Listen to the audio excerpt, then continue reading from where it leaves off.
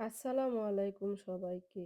চুপ থাকাটা কখনো কখনো সবচেয়ে বড় ইবাদত। এটা এমন নীরবতা যেখানে কোনো অভিযোগ নেই, ব্যাখ্যা নেই, শুধু থাকে আল্লাহর উপর পূর্ণ ভরসা।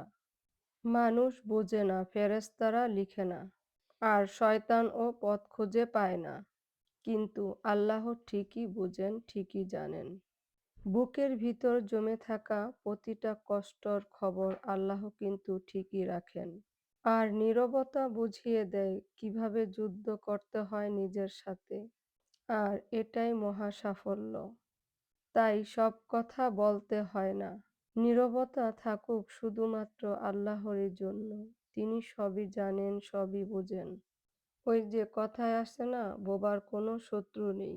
তুমি যত নীরব থাকবে ততই তোমার জন্য ভালো। যত বেশি কথা বলবে ততই পরনিন্দা, পরচর্চা হবে। সো বেশি কথা না বলে নিজের কাজগুলোকে প্রাধান্য দাও, আর নিজের কথাগুলো নিজেই শোনো।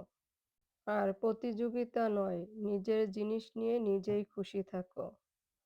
আল্লাহ দের কিন্তু আন্ধের না। আল্লাহর পরীক্ষায় পাশ করতে হলে অনেক অনেক বেশি ধৈর্য রাখতে হবে। আর এটাই সত্য।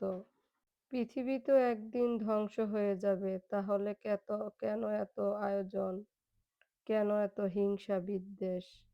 আসো আমরা দিনের পথে চলি, আলোর পথে চলি, আর সবাইকে ৫ ওয়াক্ত নামাজের দাওয়াত দিলাম। আর এসো আল্লাহর বিধিবিধানগুলো মেনে চলি। তো এই তো কথা বলতে বলতে আমার স্ট্রবেরি ভর্তা বানানো হয়ে গেছে। তো দেখতেই পারছিলা কি কি দিয়ে বানিয়েছি। আসলে এটা এত মজা হয়। এই স্ট্রবেরিটা একটু টক ছিল, যার কারণে ভর্তা বানিয়েছি। এত ভালো হয়েছিল। যাই হোক, আমার